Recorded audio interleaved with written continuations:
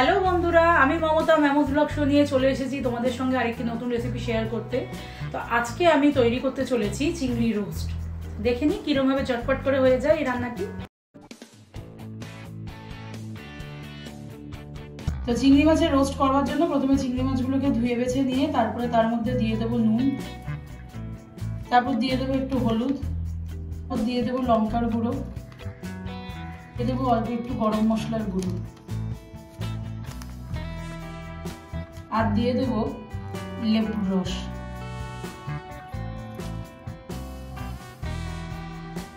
তারপর এটাকে ভালো করে মাখিয়ে নিতে হবে।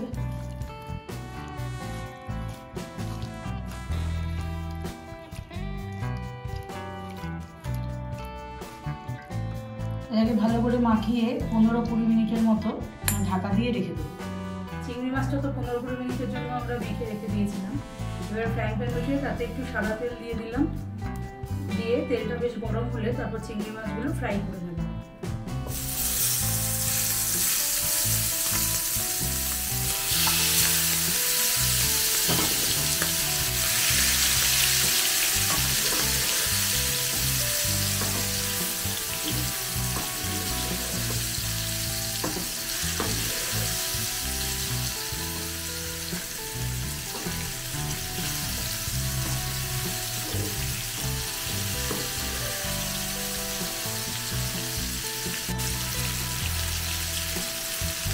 চিংড়ি মাছটা ভাজা হতে হতে আমি এখানে আবার একটি মশলা তৈরি করে নিয়েছি। এটার মধ্যে আছে ধনের গুঁড়ো, জিরের গুঁড়ো, লঙ্কা গুঁড়ো, গরম মশলার গুঁড়ো দিয়ে জল দিয়ে একটা পেস্ট তৈরি করে নিয়েছি।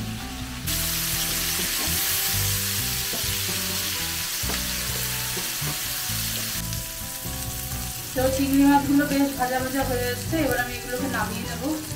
ফ্রাইং প্যানে যা তেল ছিল তার মধ্যে আরেকটু তেল দিয়ে দেবো, মধ্যে দিয়ে দেবো কুচি কুচি করে রাখা পেঁয়াজ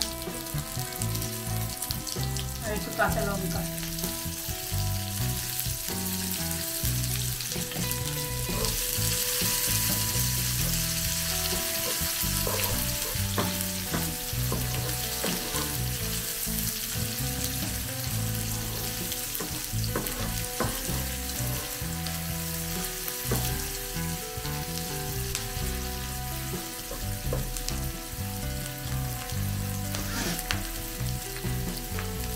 এবারে পেঁয়াজের মধ্যে দিয়ে দেবো একটু নুন,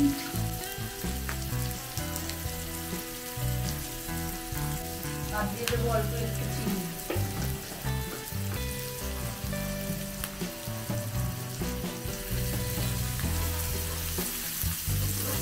পেঁয়াজটা একটুখানি ব্রাউন কালার হলেই তার মধ্যে দিয়ে দেবো টমেটো।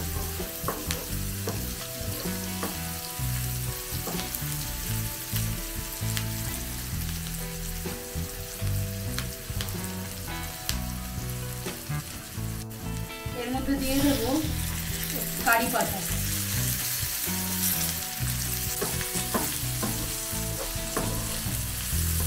পেঁয়াজটা বেশ হালকা হালকা ব্রাউনি হয়ে গেছে। এবার এর মধ্যে দিয়ে দেবো আদা রসুন পেস্ট আর টমেটো।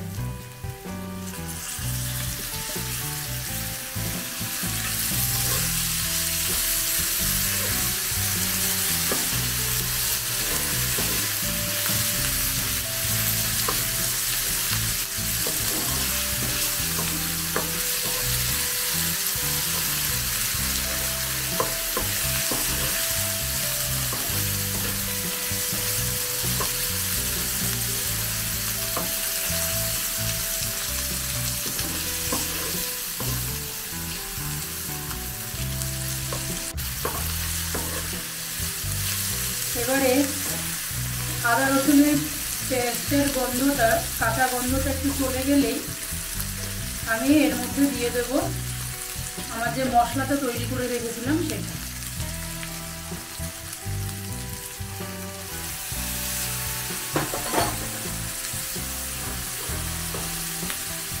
এটাকে ভালো করে মিশিয়ে নিয়ে তার মধ্যে দিয়ে দেব ভেজে রাখা চিংড়ি মাছ।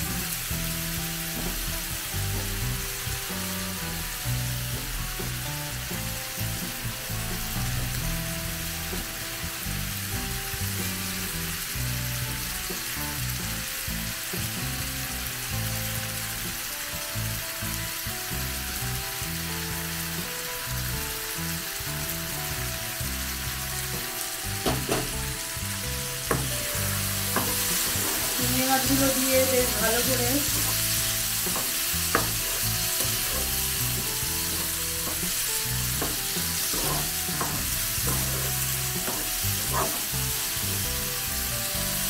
নেড়ে চেড়ে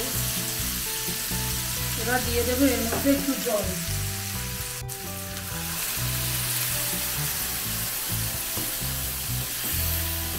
জলটা দিয়ে ভালো করে মিশিয়ে ফুটতে দেব। ফুটে বেশ শুকিয়ে আসলেই তৈরি হয়ে যাবে চিংড়ি মাছের রোস্ট। তো দেখতেই পাচ্ছ বেশ 2-3 মিনিট পরে জলটা বেশ শুকিয়ে এসছে, ঠিক এরকম শুকনো শুকনো হয়ে যাবে। তারপর আরেকটু নেড়ে নিয়ে হালকা করে আমার রান্নাটা নামিয়ে নেব।